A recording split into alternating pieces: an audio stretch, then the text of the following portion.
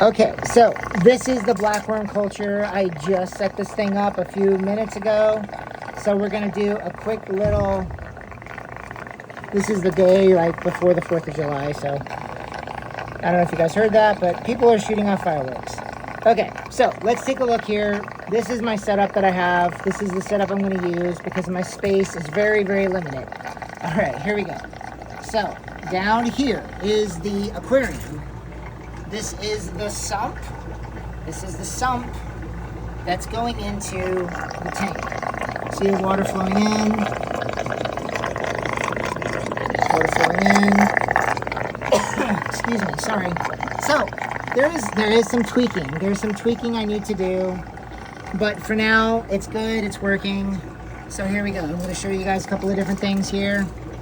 So 14 inches. So you see 14 inches. And then, so you guys get an idea. A little bit of space from an airline hose. And it is another 14 inches. Down there at the bottom, 14 inches. Okay, so that's that is the aquarium. Okay, I didn't do the back, or the side, I mean, hold on. So this is the air conditioner that keeps the room. So the air conditioner is blowing directly on the tank, but the air conditioner is keeping the room below 80 degrees.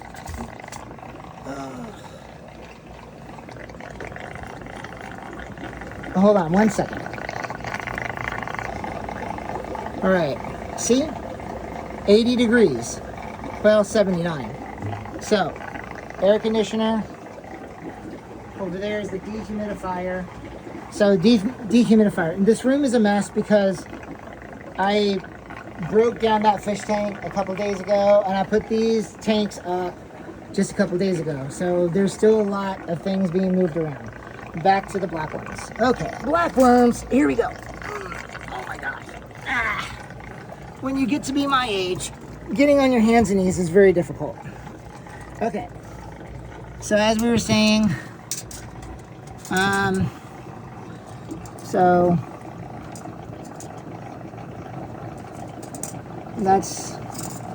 this is a square tank.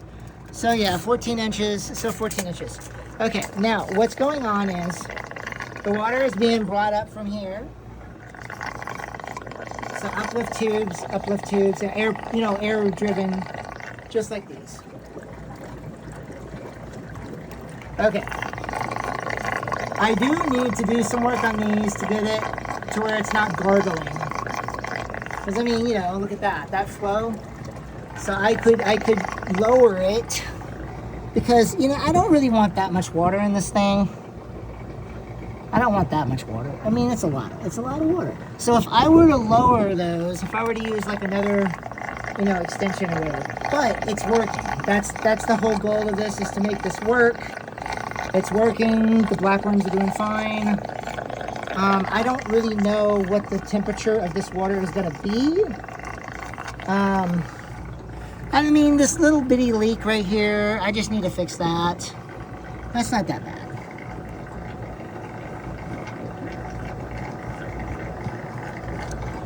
You can see that I did some sanding on this. A little bit of sanding, so all I gotta do is just patch it up a little bit more. I don't see any other leaks on this. There's a big old crack. There was a big old crack on it. There was a big old crack, and I used some, I use this glue called Weld-On. It's not really glue, it's more of like a chemical bond. It kind of like melts the plastic into itself. That's how I made this tank too, this big old thing here. I don't even have any tools to hold these things together when I'm making them. I literally just, I didn't make this tank. I didn't make this one. This one was given to me when I purchased the 20-gallon tanks from someone. But back to this, you can see it's working good. Let's see what the temperature of this water is right now. Now, this is not going to be completely accurate because I did just set this thing up. So I won't know what the actual temperature stability is going to be until tomorrow. But, like here's this drip, this little bitty drip. Let's see how fast it drips. See, that's actually inside the tank. That you're seeing there is inside the tank. But right here is what we're looking for.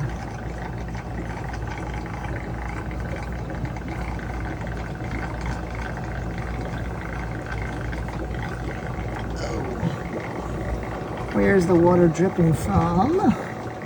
Oh, it looks like it's right there. It looks like the crack. The crack is like in here. So I think I see something there. I wonder if it's... I'm gonna have to do a little bit more investigation. I'll just put a towel. I'll just put a towel right down here. You know, I don't know how much water will be there, but I don't think it'll be all that much. I don't even feel water right now on it. That looks like the only spot I need to work on. It's really not that much. All right, where am I at? I wanted to check the temperature just to check it and see what it's at. Oh yeah, one other thing that I also did, because it used to be a 5-gallon bucket down here, and the 5-gallon bucket was going right down to the carpet. So I raised this up. The cold air is blowing right into this. So the cold air is going inside that space. So it's blowing across this water, and then it's blowing into here too. So I think, so 66 degrees. That's actually pretty good. I actually kind of like that. I do like that. 65. I think it's going to stay pretty cold because, you know, I'll get some more of the styrofoam and I'll put around it a little bit more tight. Definitely don't want cold air blowing on the 75-gallon tank, so I'll put some styrofoam back over here too. I keep going like this, but you guys can't see where my hand is, so it's back over here. My little punch bowl tank. Isn't that cute?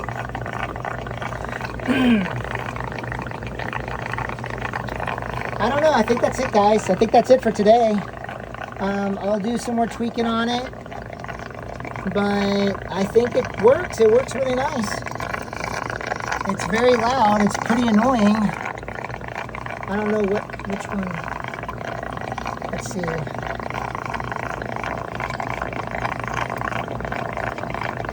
Okay, so I think this is the one that's gargling. Let's see what happens if I just turn it down a little bit.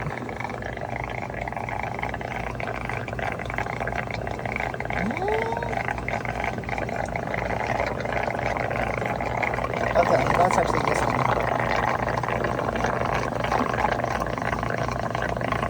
Okay, so this one here, I think it's this one that's up here. See, this is my air loop, PVC air loop.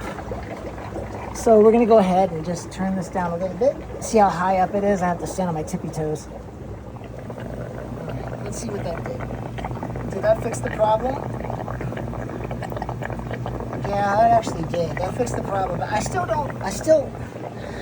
don't like the water this high. I really don't know about the water being that high. That's my concern. I don't know. It's really not that bad. It's just I'm paranoid. I'm very paranoid. That's a lot of pressure pushing on this. But this is a very old tank. I made this tank like 5 years ago. And I've used it a lot. So, yeah, maybe I should just chill out and not worry about it. I'll keep an eye. I'll just keep an eye on it. Yeah. That is, it's not like really much room for error though. If I had an extension for the water to dehydrate out of this, that's the other thing. For water to evaporate, see. That plant's in my way. I'm trying to show you guys the air. See where the airlift is? That's the airlift tube that's pumping the water into the tank. See? See? I don't know if you guys can see that or not. I'm literally, like, I was right here. This is where I'm leaning over and reaching way over to the side. But